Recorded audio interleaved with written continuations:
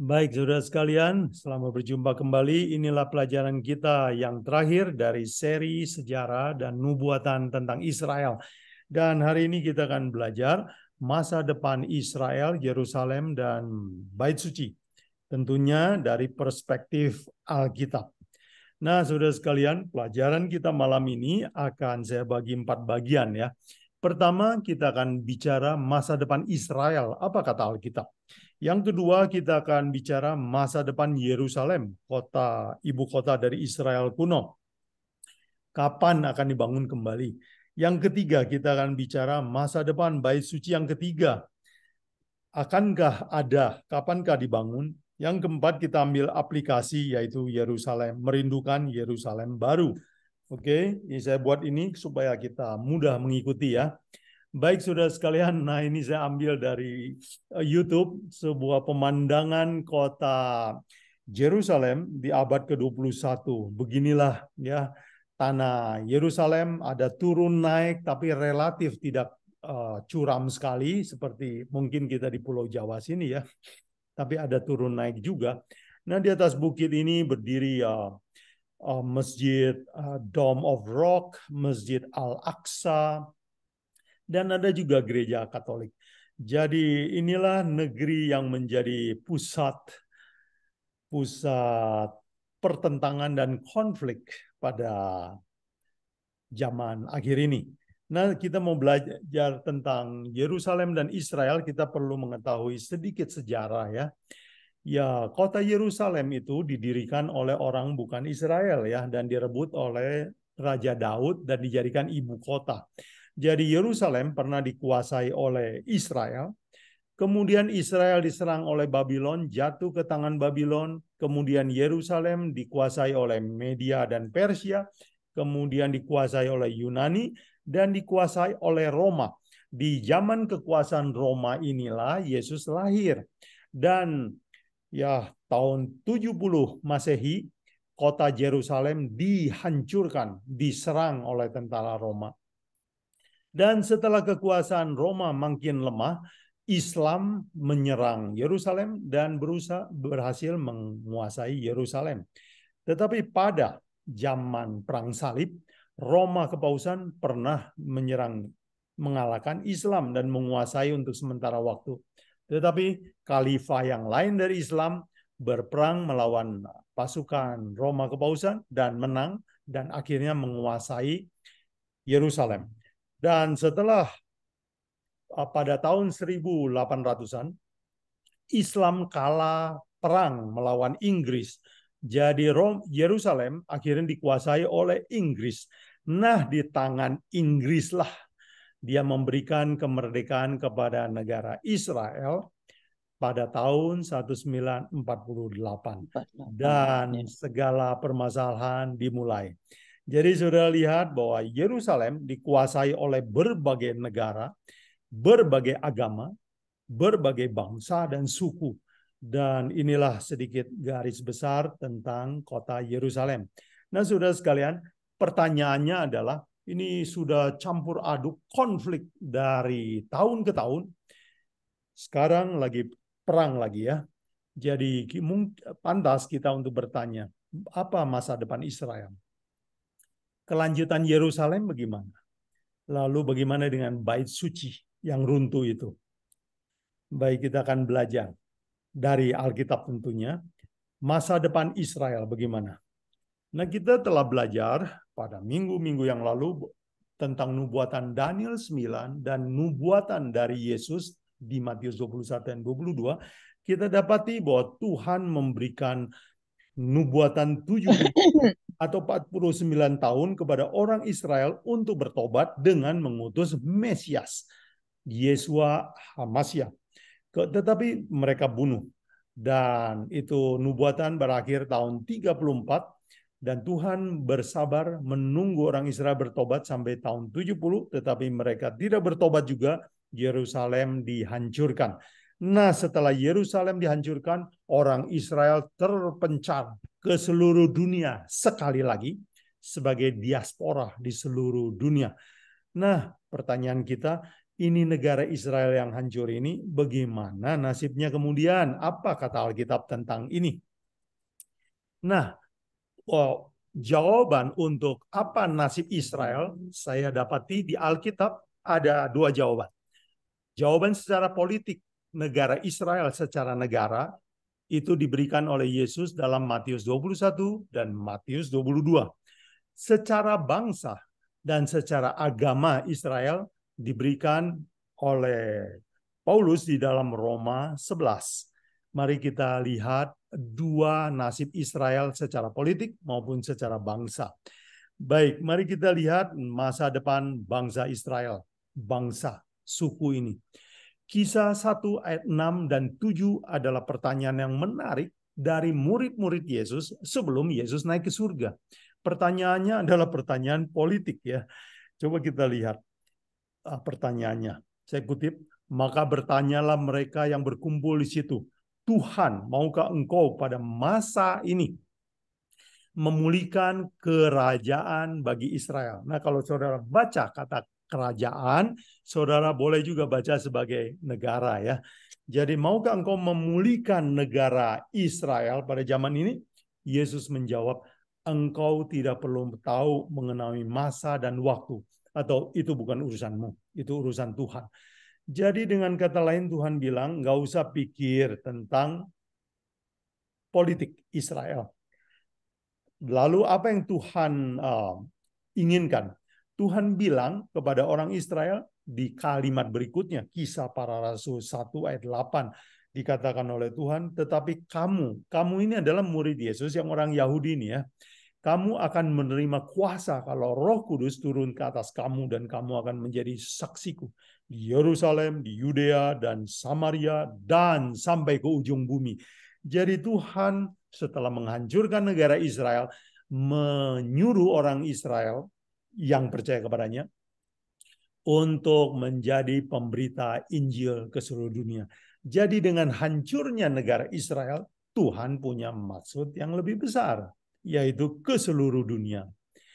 Nah, definisi Israel sekarang telah jadi berubah setelah menginjil, mengajak orang dari bangsa lain untuk percaya, dan mereka itu menjadi bagian dari Israel. Nah, perhatikan bahwa Israel dulu oleh Musa menulis dan dia berkata kepada bangsanya, orang Israel, dia katakan, kamu akan menjadi bagiku, kata Tuhan, kerajaan imam dan bangsa yang kudus. Inilah semua firman yang harus kau katakan kepada orang Israel. Jadi kerajaan imam atau imamat. Nah, Petrus adalah orang Yahudi juga.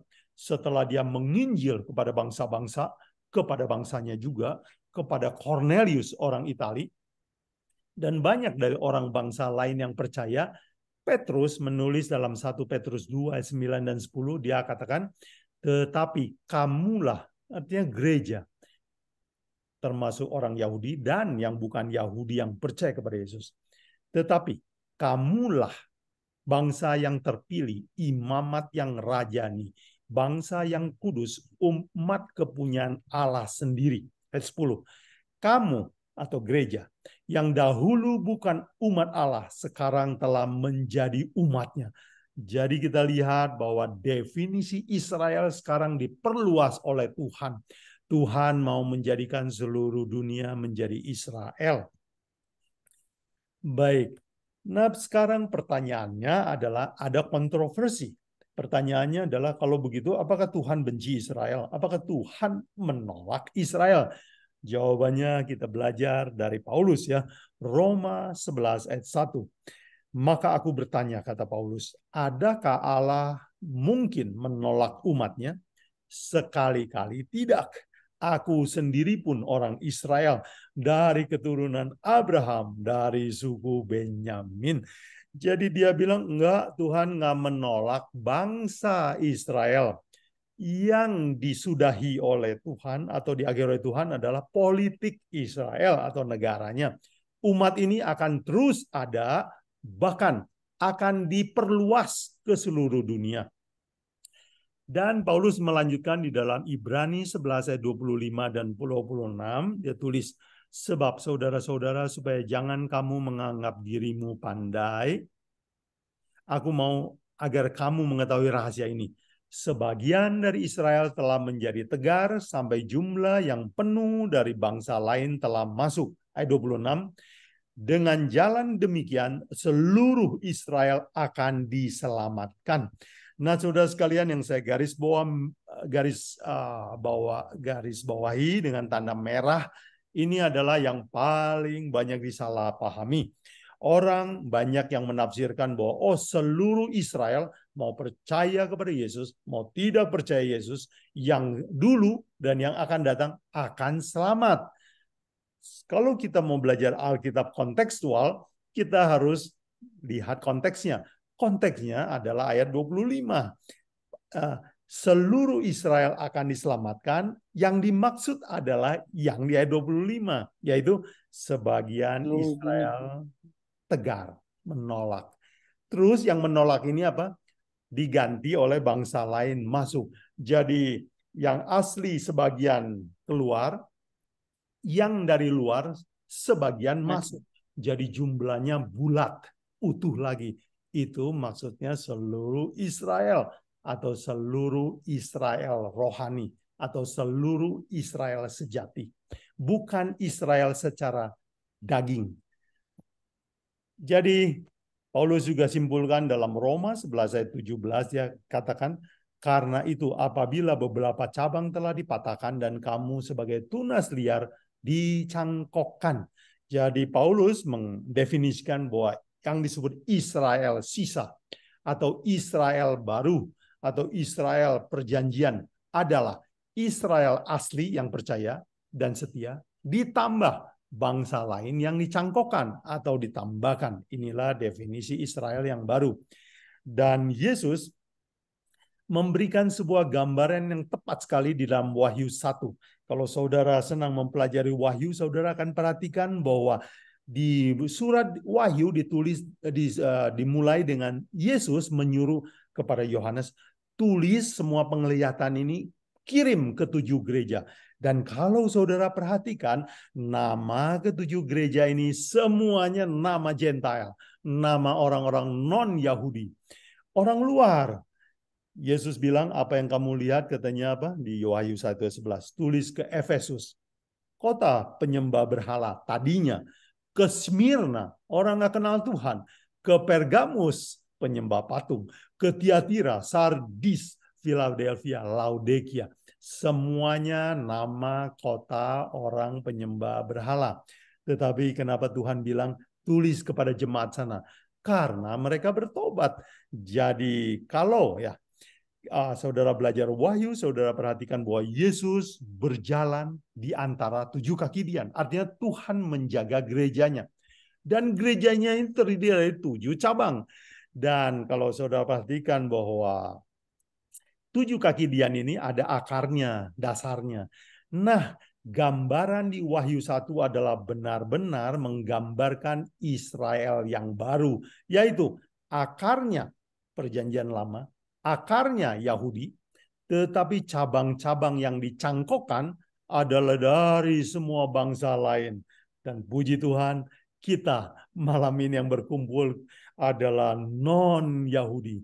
Tetapi atas anugerah Tuhan kita dipanggil menjadi bagian dari Israel atas undangan, atas kemurahan Tuhan. Jadi Tuhan merencanakan Israel untuk meluas ke seluruh dunia, menguasai seluruh dunia, tapi dari segi rohani. Sekarang yang kedua, pertanyaan politik adalah, kalau begitu negara Israelnya gimana? Bangsa Israel akan terus ada sampai akhir zaman, bangsa Israel bahkan akan meluas ke semua bangsa yang lain yang percaya kepada Yesus. Sekarang pertanyaannya, kalau negaranya gimana? Ya, sama seperti murid-murid waktu mau berpisah sama Yesus, mereka tunggu-tunggu. Ini Yesus kok nggak ngomong-ngomong soal negara Israel, cuman suruh pergi aja menginjil. Jadi saya kutip lagi yang mereka ingin tahu dari Yesus, Kisah 1 ayat 6 dan 7. Tuhan, maukah engkau pada zaman ini memulihkan, mau nggak Tuhan memulihkan kerajaan Israel? Dan Yesus bilang, soal waktu kamu nggak usah pusingkan. Nah, saudara sekalian, Saya menduga bahwa pertanyaan ini mungkin, kan di Alkitab tidak sebut siapa yang bertanya ya, tetapi kemungkinan adalah orang muridnya yang kaum Zelot ya. Dari 12 murid yang dipanggil Yesus, yang disebut rasul, saudara lihat di Lukas 6 ya. Ke-12 rasul ini ada namanya Simon Petrus, ada Yakobus dan lain-lain, Thomas, Matius, Alfeus, dan yang terakhir yang ada yang nama menarik ya, namanya Simon yang disebut orang Zelot, Simon Zelot. Nah, saudara perlu tahu Simon Zelot itu apa? Zelot itu adalah sebuah kelompok di Yahudi, ya di Yahudi ada kelompok misalnya Farisi, ada Saduki, ada Herodian. Dan sekarang kita kenal istilah ini, Zelot. Zelot ini siapa? Zelot adalah kelompok orang Yahudi yang beragama Yahudi, tetapi ingin mendirikan negara Yahudi, Israel. Jadi mereka selalu merencanakan pemberontakan melawan penjajahnya. Apakah melawan Babylon, melawan Media Persia, melawan Greka, melawan Roma, mereka selalu melawan. Jadi mereka cita-citanya adalah mendirikan negara Israel di Timur Tengah kembali. Seperti dulu, kejayaan dulu, mereka kangen untuk dibangun kembali. Nah, cita-cita orang Zelot ini sekarang disebut Zionis ya. Zionist bahasa Inggris. Dari kata Sion, Sion itu adalah Yerusalem ya. Artinya Zionis adalah orang-orang yang ingin mendirikan negara Israel dengan ibu kotanya Yerusalem. Jadi kaum Zionis ini sering menanyakan pertanyaan, bagaimana dengan negara Israel? Dan Yesus ya memberitahu kepada orang ini bahwa nggak usah pikir-pikir soal politik lagi sekarang. Nah, saudara sekalian, pertanyaan pendirian negara Israel selalu memecah belah orang Israel dari zaman dulu. Ya di zaman Yeremia, waktu zaman Daniel, zaman Yehezkiel, waktu mereka diserang oleh Babylon, dan waktu mereka sudah diserang oleh Babylon sampai 3 kali. Itu orang Israel itu terpecah 2. Ada pengkhotbah yang menyarankan untuk lawan Babylon. Ada pengkhotbah yang disuruh Tuhan bilang jangan melawan, menyerah saja. Itu rencana Tuhan membubarkan negara Israel. Jadi 2 kelompok ini, 2 grup ini selalu ada di antara Israel, melawan atau menyerah. Misalnya saya kutip Yeremia 27 ayat 14 adalah kelompok yang satunya, yaitu dikatakan oleh Nabi Yeremia. Jadi Nabi Yeremia, Nabi Yehezkiel, Nabi Daniel itu kompak satu suara ya. Mereka bilang jangan kamu maaf, ini yang kanan ya. Yeremia 21 ayat 9 ya. Siapa yang tinggal di kota ini akan mati karena pedang, karena kelaparan, sampar. Tetapi siapa yang menyerahkan diri kepada Babylon, ia akan hidup dan nyawanya akan menjadi jarahan. Dan bahkan mereka menasihatkan, kalau kamu ditawan ke Babylon, hidup sebagai warga negara yang baik, doakan negara di mana kamu dibuang, hiduplah sebagai warga negara yang baik, bersaksilah ke Allah Israel kepada negeri di mana kamu dibuang. Itulah ajaran dari nabi-nabi asli, yaitu menyerah, jangan melawan, jangan pikirkan kebesaran Israel di dunia. Tetapi kebanyakan pengkhotbah mengkhotbahkan sebaliknya. Yeremia 27 ayat 14 ya. Jangan mereka selalu berseru, janganlah kamu mau takluk kepada Raja Babel. Dan Yeremia bilang mereka itu bernubuat palsu, khotbah mereka itu bukan dari Tuhan. Jadi 2 grup ini selalu terpecah. Tahukah saudara bahwa hari ini orang Israel juga terpecah? Ada Israel pendukung Zionis, ada Israel ya yang anti Zionis, ada sebagian Israel non-Zionis. Mereka netral. Mereka sudah nyaman di tempat mereka berdiaspora atau negara mereka tinggal. Mereka sudah menjadi warga negara yang baik dimanapun mereka berada. Jadi saudara sekalian, janganlah heran bahwa pada zaman ini kekristenan juga terpecah 2. Rupanya tidak ada yang baru ya di bawah matahari, saudara sekalian. Baik. Nah sekarang Yesus menjawab tentang status politiknya. Tadi jawabannya masih kurang tegas ya. Misalnya Yesus bilang soal waktu tentang pendirian negara Israel nggak usah kamu pikirkan. Nah minggu lalu kita belajar statement yang tegas dari Yesus. Matius 21 ayat 43 tentang politik atau negara Israel. Yesus berkata setelah memberikan nubuatan sebuah perumpamaan, saya kutip, sebab itu aku berkata kepadamu bahwa kerajaan Allah, political state, akan diambil daripadamu, akan diberikan kepada suatu bangsa yang menghasilkan buah kerajaan itu. Jadi status politiknya akan dicabut. Nah, saudara sekalian, tetapi orang Israel masih banyak sekali yang merindukan kerajaan di dunia ini. Di antaranya adalah kaum Zelot ini, atau kaum Zionis zaman dulu ya. Dan menurut Wikipedia, ya kenapa Yerusalem sampai dihancurkan tahun 70 Masehi? Ya memang itu sudah dinubuatkan oleh Alkitab, tetapi ada reason, ada peristiwa di balik itu kenapa sampai Roma sangat marah kepada orang Yahudi dan menghancurkan kota yang begitu bersejarah. Karena ya perhatikan yang saya kutip dari Wikipedia dikatakan orang-orang Zelot ini, kelompok Zelot ini, pencinta pendirian negara Israel, adalah yang menjadi penyebab utama Roma menghancurkan orang-orang Yahudi tahun 70 AD. Dan bait sucinya dihancurkan lebur, ya hancur leburkan. Baik, jadi inilah yang terjadi. Kehancuran demi kehancuran, peperangan demi peperangan terjadi karena bersikeras mau mendirikan negara Israel. Nah sekarang setelah Yerusalem hancur, orang Israel terpencar kembali. Apa yang akan terjadi setelah tahun 70 di zaman modern? Matius 24 adalah khotbah Yesus tentang akhir zaman. Nah saudara sekalian, kita boleh baca Matius 24 sebagai tanda akhir zaman, tapi ada aplikasi yang kedua, yaitu aplikasi yang langsung, yaitu Yesus sebenarnya sedang membicarakan tentang Yerusalem, ya tentang Israel.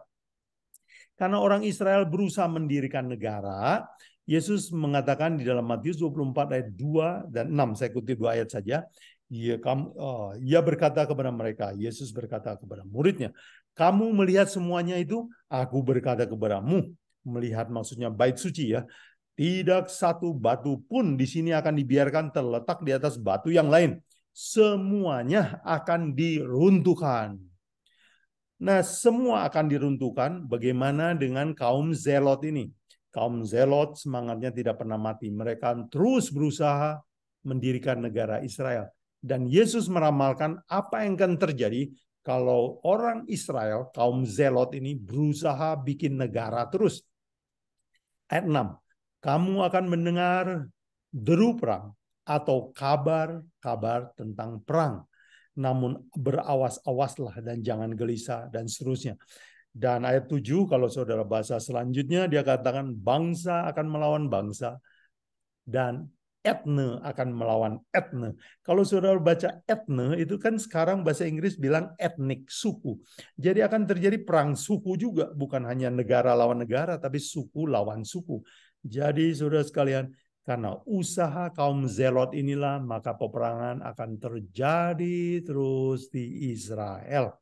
Selama orang Israel menentang rencana Tuhan untuk tersebar ke seluruh dunia, menjadi kesaksian bagi segala bangsa, maka hasil atau akibatnya adalah di Israel akan selalu terjadi perang, kita akan mendengar kabar perang, deru perang. Nah, saudara sekalian, bagi apa masa depan Israel? Jadi Israel dulu pernah dijajah oleh bangsa-bangsa kafir, dijajah oleh keturunan Abraham juga, yaitu Islam, dijajah oleh juga diduduki oleh kepausan, yaitu orang Kristen, dan dikuasai oleh Inggris, ya Kristen juga, dan 1948 merdeka. diberi kemerdekaan oleh Inggris. Nah sekarang pertanyaannya adalah, apa masa depan Israel menurut Alkitab kalau mereka memaksakan diri mendirikan negara? Yesus berkata, kamu akan mendengar deru perang atau kabar tentang perang di sekitar daerah ini. Baik, saudara sekalian, itu masa depan Israel. Ya. Dan sekarang kita akan belajar masa depan Yerusalem apa? Nah, saudara sekalian, kita tadi sudah belajar bahwa ada 3 agama yang pernah menguasai negara kota Yerusalem ya. Ada Israel, Yudaisme, ada dikuasai Islam, dikuasai oleh Kristen, khususnya Katolik, kemudian dikuasai oleh Inggris. Jadi 3 agama besar itu berusaha menguasai Yerusalem dan mendirikan tempat ibadah di sana. Jadi karena mereka terus berebut 3 agama ini, kita ingin bertanya, apa masa depan Yerusalem kata Alkitab? Di dalam Matius 23, 3 ayat terakhir, Yesus menangisi Yerusalem ya. Dan ini ayat yang terkenal. Yesus menangisi Yerusalem. 37 saya kutip, Yesus berkata, Yerusalem, Yerusalem, engkau yang membunuh nabi-nabi, melempari dengan batu orang yang diutus kepadamu, dan seterusnya. Dan Yesus berkata tentang Yerusalem, lihatlah rumahmu ini akan ditinggalkan dan menjadi sunyi. Sampai kapan? 39. Hingga kamu berkata, diberkatilah ya dia yang datang dalam nama Tuhan. Artinya, sampai kedatangan Yesus. Jadi kalau begitu, apa nasib Yerusalem? Yerusalem akan ditinggalkan. Dia akan jadi sunyi. Sunyi itu bukan nggak ada orang. Sunyi dari ibadah sampai kedatangan Yesus. Dan apa nubuatan Alkitab selanjutnya tentang Yerusalem? Tidak ada, sepi Alkitab. Tahu-tahu di dalam kitab Wahyu 21 janji Tuhan bahwa saya akan mendirikan Yerusalem baru. Saya kutip Wahyu 21 ayat 1 dan 2. Lalu aku melihat langit yang baru, bumi yang baru. Ayat kedua. Dan aku melihat kota yang kudus, Yerusalem yang baru turun dari surga, dari Allah, berhias bagaikan pengantin perempuan yang berdandan untuk suaminya, Yerusalem baru. Jadi dari Yerusalem lama yang hancur, tidak ada nubuatan sama sekali. Rupanya Tuhan berencana bukan mendirikan Yerusalem di Timur Tengah. Tuhan berencana mendirikan Yerusalem baru. Diturunkan dari langit ke bumi. Nah, apa ini Yerusalem baru? Itu adalah sebuah simbolisasi. Ingat, buku Wahyu adalah buku simbol ya. Wahyu 21 ayat 9 dikatakan, mari saya tunjukkan kepadamu apa itu Yerusalem baru. Itu adalah pengantin perempuan, ya, istrinya Yesus, mempelai anak domba. Istri Yesus adalah jemaat. Istri Yesus adalah gereja. Istri Yesus adalah Israel sejati. Jadi kalau begitu, apa itu Yerusalem? Itu adalah tempat tinggal orang-orang yang diselamatkan pada akhir zaman. Nah sekarang yang ketiga kita akan belajar masa depan bait suci bagaimana? Akankah ada bait suci ketiga? Enggak. Pertanyaan religius bukan? Ya, orang-orang yang religius senang sekali kalau bait suci didirikan kembali. Dan itu sama juga dengan murid-murid Yesus. Mereka bangga sekali dengan bait suci ya. Matius 24 ayat 1 dan 2 mencatat percakapan tentang bait suci. Yesus keluar dari bait suci. Maka datang muridnya menunjukkan bangunan bait suci. Dan Yesus berkata, kamu melihat semuanya itu? Aku berkata kepadamu, sesungguhnya tidak satu batu pun di sini akan dibiarkan terletak di atas batu yang lain. Semuanya akan diruntuhkan. Nah pertanyaan religiusnya adalah, apa nasib bait suci ini? Yesus bilang rata dengan tanah. Itulah nasib dari bait suci. Dan bait suci ini Yesus tidak berencana membangunnya lagi. Apa yang kita dapati di Wahyu 21 dan 23 mengungkapkan rencana Tuhan. Ya, di Yerusalem baru tidak ada bait suci. Saya kutip ayat 22. Dan aku tidak melihat bait suci di dalamnya, di dalam Yerusalem baru. Sebab Allah Tuhan yang Maha Kuasa adalah bait sucinya. Demikian juga anak domba itu. Jadi bait suci di dunia ini rupanya adalah simbol dari Allah, simbol dari Yesus Kristus. Kalau kita sudah hidup bersama Yesus Kristus, tidak perlu lagi tempat itu. Jadi kalau begitu menurut Alkitab, apa nasib bait suci? Tidak akan pernah dibangun lagi. Bahkan di dunia yang baru, di Yerusalem baru, tidak akan dibangun lagi. Jadi saudara sekalian, sekarang orang Kristen banyak membahas ya tentang bait suci ketiga akan dibangun. Ya, sebentar lagi sudah ada gejala-gejalanya. Yang dimaksud bait suci ketiga adalah yang pertama kan yang didirikan oleh Salomo ya, kira-kira tahun 1000 sebelum Masehi. Kalau bait suci yang kedua adalah yang diperbaiki kembali. Ini diserang oleh Babylon pertama. Yang kedua dibangun kembali pada zaman Ezra Nehemia ya tahun 457 sebelum Masehi. Setelah itu dihancurkan oleh Roma rata dengan tanah. Nggak ada bekasnya sama sekali. Sampai sekarang nggak ada, cuman ada batu-batunya saja. Nah sekarang pertanyaannya, apakah akan didirikan kembali? Banyak orang berencana, bahkan mendoakan supaya pendirian ini berhasil. Menurut Alkitab, bait suci ketiga tidak akan pernah dibangun. Bahkan sampai Yerusalem baru tidak akan ada lagi. Inilah yang kita dapati dari Alkitab. Jadi sebagai rangkuman saudara sekalian, apa masa depan Israel? Menurut nubuatan, negara Israel, negara secara politis, berakhir tahun 70 Masehi. Israel oleh Tuhan direncanakan menjadi Israel rohani yang meliputi seluruh dunia, yang terdiri dari Israel sisa yang setia ditambah bangsa lain yang percaya. Kalau begitu, bagaimana dengan Israel yang berdiri 1948? Itu bukan bagian dari nubuatan Tuhan. Itu keinginan politik dari kaum Zionis. Dan apa akibat dari berusaha mendirikan negara Israel di Timur Tengah kembali? Akan terus ada perang sampai akhir zaman. Bagaimana dengan masa depan Yerusalem?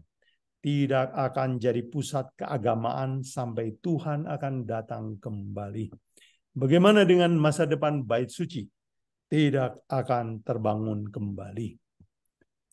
Nah, saudara sekalian, sebagai penutup, saya biasa mengambil aplikasi. Buat apa kita belajar ini semua? Saya ingin ambil aplikasi, judulnya adalah Merindukan Yerusalem Baru. Nah, saudara sekalian, leluhur orang Yahudi, leluhur orang Islam, leluhur orang Kristen adalah Bapak Abraham, bukan? Apa sikap Abraham tentang tanah air Palestina? Ibrani 11 ayat 9, 10, 16 saya bacakan. Karena iman maka Abraham, ayat 10 dikatakan, ia menantikan kota. Kota apa?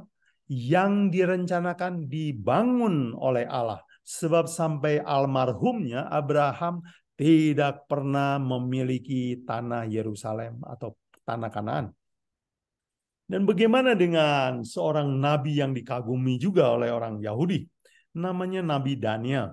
Saya baca di dalam Daniel 6 ayat 10, Daniel ini, ya, saya kutip ya, demi didengar Daniel bahwa surat perintah itu keluar, pergilah ia ke rumahnya. Dalam kamar atasnya ada tingkap-tingkap yang terbuka ke arah Yerusalem. 3 kali sehari ia berlutut, berdoa serta memuji Allahnya seperti yang biasa dilakukannya. Setiap hari dia berdoa 3 kali, dan kalau berdoa menghadapnya Yerusalem. Ada orang yang bertanya sama saya, wah kalau gitu orang Kristen perlu kiblat ya, kiblatnya Yerusalem. Saya bilang bukan, ini bukan kiblat, cuman yang berdoa kayak begini dicatat cuma Daniel aja, yang lain enggak. Nah kenapa Daniel tiap hari buka jendela lihat Yerusalem? Kangen pengen pulang ke rumah. Tiap hari menunggu janji Tuhan. Sebab Tuhan janji 70 tahun saya buang, setelah itu pulang. Jadi dia tunggu. Nah saudara perlu tahu, Kenapa Daniel merindu adalah sebuah teladan yang baik? Dia rindu sekali untuk pulang, walaupun hidupnya di Babylon itu enak sekali. Kalau saudara ingat apa jabatan Daniel di Babylon? Perdana Menteri, orang nomor 2 di kerajaan. Apakah uangnya banyak? Pasti banyak. Apakah rumahnya besar? Besar sekali. Apakah kekuasaannya banyak? Banyak sekali. Jadi hidupnya enak. Tetapi seenak-enaknya hidup di Babylon, dia tetap merindukan Yerusalem. Waktu Amin. panggilan pulang dari Yerusalem, banyak sekali orang yang nggak mau pulang. Karena udah terlalu enak di Yerusalem.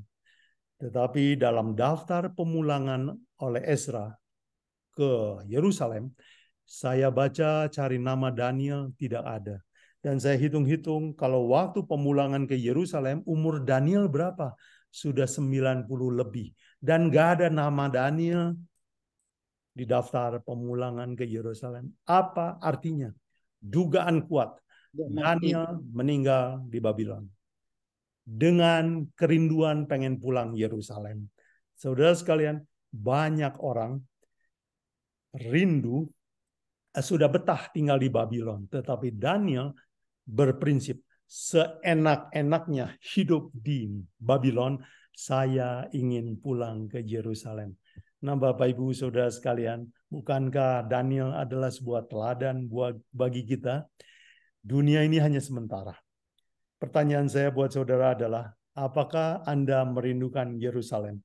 Seringkali dunia terlalu menarik, dunia terlalu sibuk sehingga kita lupa memikirkan Yerusalem.